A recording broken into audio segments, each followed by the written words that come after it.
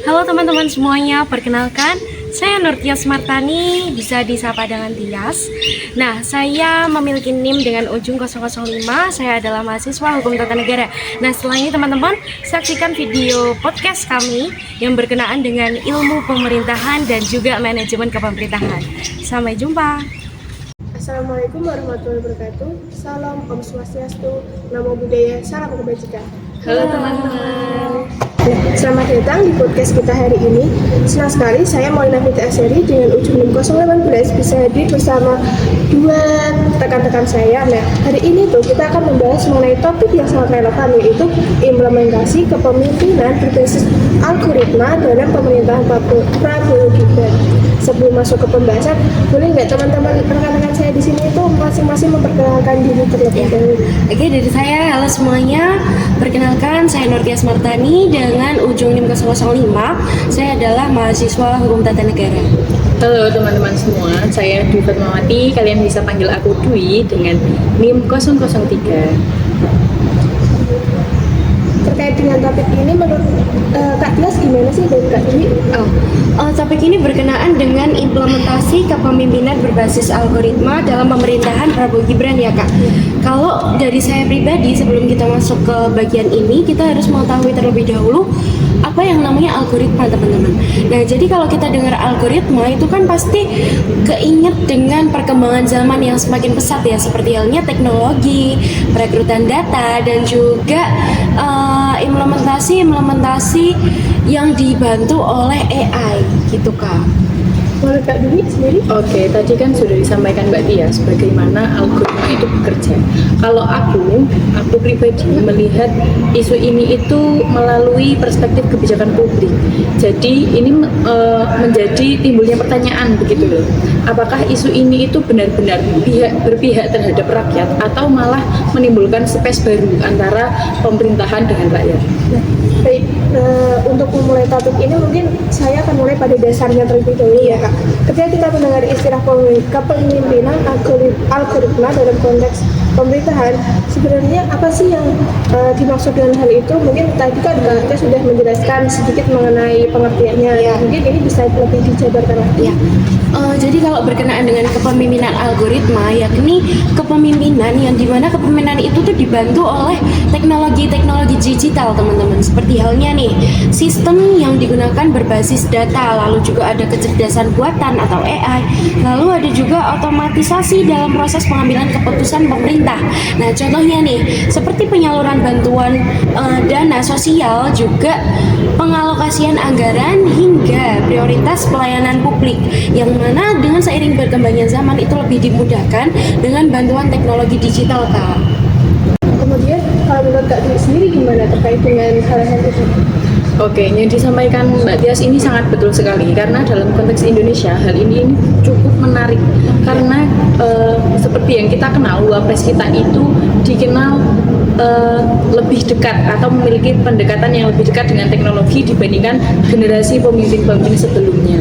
Seperti itu. Nah, kemudian sekarang pertanyaan besarnya gini Kak, kalau tadi kan kita udah membahas mengenai dasarnya, nah sekarang pertanyaan besarnya itu implementasi nyata apa saja sih yang udah atau sedang dijalankan dalam pemerintahan Prabowo Gibran?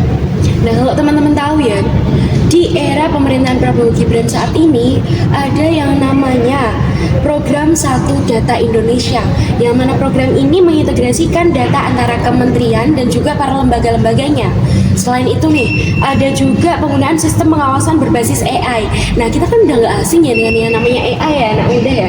Nah, jadi dalam pemerintah itu juga menggunakan AI, tanda kutip, dalam efisiensi belanja negara, termasuk pengadaan barang melalui e-katalog yang semakin mudah diakses. Lalu ada juga wacana integritas NIK nih teman-teman, sebagai identitas tunggal dalam layanan publik. Dan menurut Kak Dwi sendiri gimana?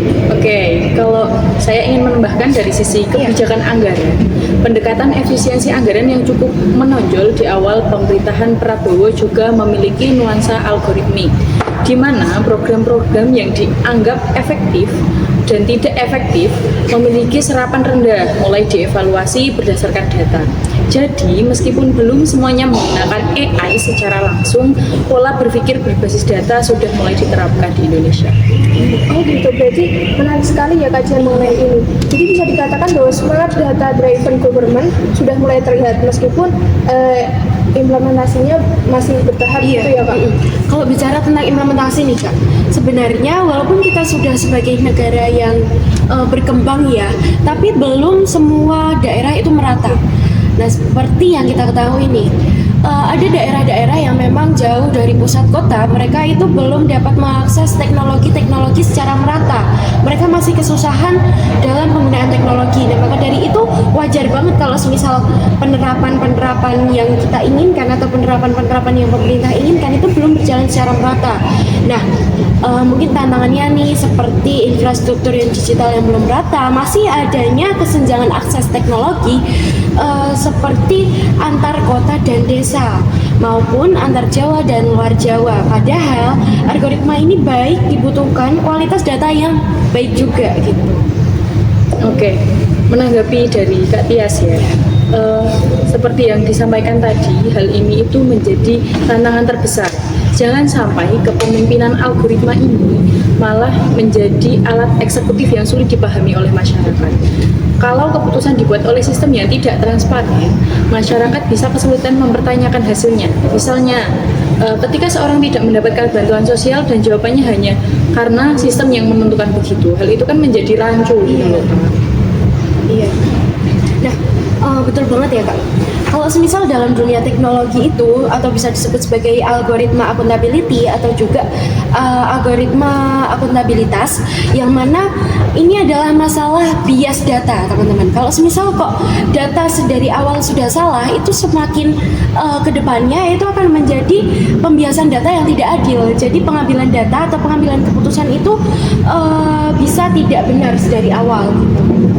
Nah, jadi gini Kak, kalau kita ambil garis besarnya mengenai isu tadi dan mengenai pembahasan kita tadi, berarti dari teknologi yang berkembang ini, dari algoritma tadi itu tetap dibutuhkan pengawasan manusia ya? Iya. Algoritma itu jadi kayak hanya sebagai tools atau alat bantu, bukan untuk pengambilan keputusan utama. Seperti itu ya? Iya. Oke, tepat sekali. Dalam ilmu pemerintahan ini kan ada konsep human in the law. Artinya manusia tetap harus terlibat dalam keputusan penting yang melibatkan hak masyarakat gitu. Jadi teknologi memang membantu, tapi nilai keadilan dan kemanusiaan tidak bisa sepenuhnya kita serahkan kepada AI atau kepada mesin. Iya. Setuju. Nah, kita udah sampai nih pada penghujung podcast pada kali ini. Nah, sebelum ditutup, saya ingin meminta satu harapan dari masing-masing rekan-rekan saya ini terkait implementasi kepemimpinan algoritmik di era Prabowo Gibran. Saya mulai dari Kak Tia terlebih dahulu. Harapan saya pribadi untuk negara kita dan untuk masyarakat-masyarakat entah baik yang terpencil maupun di ibu kota, pemerataan infrastruktur dan nasional itu benar-benar terintegrasi dan terbuka, tidak tertutup ataupun tidak ditutup-tutupi seperti itu. Dan juga kalau semisal satu data Indonesia ini berhasil diterapkan secara maksimal baik lintas kementerian maupun daerah, maka fondasi pemerintahan berbasis algoritma ini akan menjadi lebih kuat dan inovasi itu semakin berkembang dengan pesat. Oke. Menurut Kak Tia, Kalau aku sih berharap di Indonesia ini ada regulasi jelas yang mengatur mengenai artificial intelligence atau biasa kita sebut dengan AI dalam pemerintahan, karena kita perlu aturan yang jelas atau kita itu perlu payung hukum agar penggunaan data masyarakat dan siapa yang boleh mengaksesnya dan bagaimana mekanisme jika terjadi suatu pelanggaran gitu. Karena tanpa adanya payung hukum, hal itu dapat berpotensi ini dari algoritma tadi itu tetap dibutuhkan pengawasan manusia ya? Iya. Algoritma itu jadi kayak hanya sebagai tools atau alat bantu, bukan untuk pengambilan keputusan utama. Seperti itu ya? Iya. Oke, tepat sekali. Dalam ilmu pemerintahan ini kan ada konsep human in single law. Artinya manusia tetap harus terlibat dalam keputusan penting yang melibatkan hak masyarakat gitu. Jadi teknologi memang membantu, tapi nilai keadilan dan kemanusiaan tidak bisa sepenuhnya kita serahkan kepada AI atau kepada mesin. Iya. Setuju.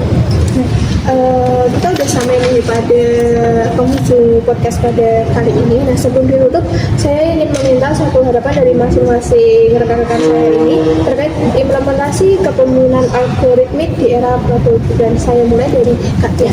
Harapan saya pribadi untuk negara kita dan untuk masyarakat entah baik yang terpencil maupun di ibu kota, pemerataan infrastruktur dan nasional itu benar-benar terintegrasi dan terbuka, tidak tertutup ataupun tidak ditutup-tutupi seperti itu.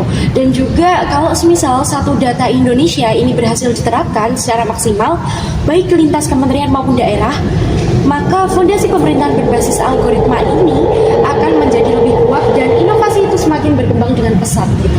Oke. Menurut Kak Dwi? Kalau aku sih berharap di Indonesia ini ada regulasi jelas yang mengatur mengenai artificial intelligence atau biasa kita sebut dengan AI dalam pemerintahan, karena kita perlu aturan yang jelas atau kita itu perlu payung hukum agar penggunaan data masyarakat dan siapa yang boleh mengaksesnya dan bagaimana mekanisme jika terjadi suatu pelanggaran gitu. Karena tanpa adanya payung hukum, hal itu dapat berpotensi adanya penyalahgunaan. Oh, begitu. Nah, luar biasa sekali teman-teman. Jadi pada dua sudut pandang yang tadi itu bersifat saling melengkapi ya Pak. Iya. Jadi yang pertama itu ada optimisme terhadap teknologi dan yang kedua itu ada kehati-hatian dalam kebijakan publik. Dan memang kalau kita lihat keduanya itu sama-sama dibutuhkan dalam perkembangan pemerintahan modern saat ini. Terima kasih banyak kepada Kak Tias dan Kak Dwi atas diskusinya hari ini, dan terima kasih juga kepada teman-teman yang sudah menyimak pada podcast kali ini. Semoga pembahasan kita bisa menambah wawasan dan arah pemerintah Indonesia ke depannya. Iya. Sampai jumpa di Episode selanjutnya. Salam budaya. Namun raan aneh-aneh kan mulia. Assalamualaikum warahmatullahi wabarakatuh. Nama budaya, salam kebajikan. Halo teman-teman semua.